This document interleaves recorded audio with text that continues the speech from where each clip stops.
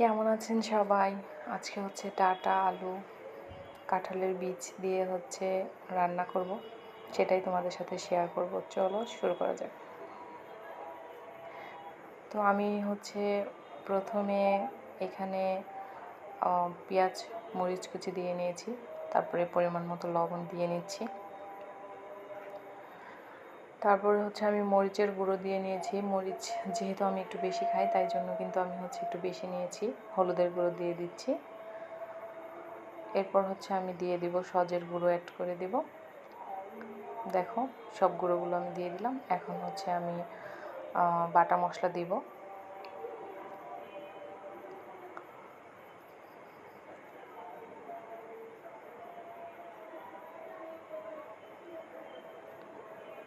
তো আমি হচ্ছে বাটা মশলা দিয়ে নিয়েছি।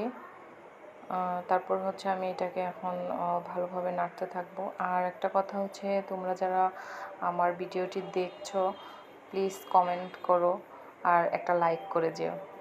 আর অবশ্যই সাবস্ক্রাইব করে দিবে, যাতে ভিডিও দিলে সবচেয়ে আগে তুমি দেখতে পারো।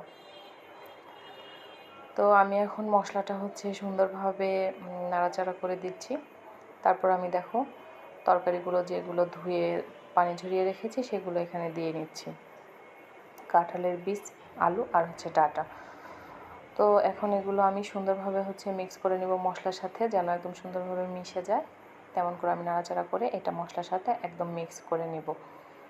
তো মিক্স করে নিয়েছি, দেখো সুন্দরভাবে কিন্তু এটা নাড়াচাড়া করে মিক্স করে নেবে। এইটা হচ্ছে একটু কষাতে দিতে হবে।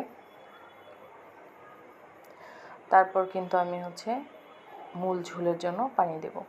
তো এখন এটা নাড়াচাড়া করে সুন্দর করে নিয়েছি। দেখো একদম মিক্স হয়ে গিয়েছে সুন্দরভাবে। তো এখন কষানোর জন্য সামান্য একটু পানি দিতে হবে, বেশি না। এটা তো ঝোল না, যেহেতু কষাবো, তাই জন্য আমি একটু পানি নিয়ে নেব, সবজিগুলো একটু সিদ্ধ হয়ে যায়। এ পর্যায়ে দিয়ে আমি হচ্ছে ঢাকনা দিয়ে ঢেকে দিব, কিছুক্ষণ রান্না করব। তো দেখো ঢাকনা খুলে এখন আমার এটা হচ্ছে পানি কিন্তু প্রায় সম্পূর্ণই খেয়ে এসছে, ভালোভাবে ভুনা হয়ে গিয়েছে এবং কি হচ্ছে সুন্দরভাবে একটু সিদ্ধ হয়ে গিয়েছে। দেখো আমি আলুটা দেখিয়ে দিচ্ছি, সুন্দরভাবে কিন্তু সিদ্ধ হয়ে গিয়েছে। এখন আমি হচ্ছে তরকারির ঝোলের জন্য পানি অ্যাড করে দিচ্ছি, পরিমাণ মতো যতটুকু লাগে। তো আমি পানি অ্যাড করে দিয়ে এখন হচ্ছে আগে থেকে আমি মাছ ভেজে রেখেছিলাম, সেই মাছ ভাজাগুলো আমি এখন দিয়ে নেব। তো আমি মনে হচ্ছে আমার কাছে যে এই পানিটা মনে হয় একটু কম হয়ে যাবে, তার জন্য আমি কিন্তু আর একটু পানি অ্যাড করে দিব, কারণ এই পরিমাণ ঝোল আমাকে রাখতে হবে। এই জন্য হচ্ছে আমি আর একটু পানি অ্যাড করে দেব। আমি আর একটু পানি অ্যাড করে দিলাম। এখন আমি হচ্ছে এটাকে সুন্দরভাবে ঢেকে রান্না করে নামিয়ে নেব।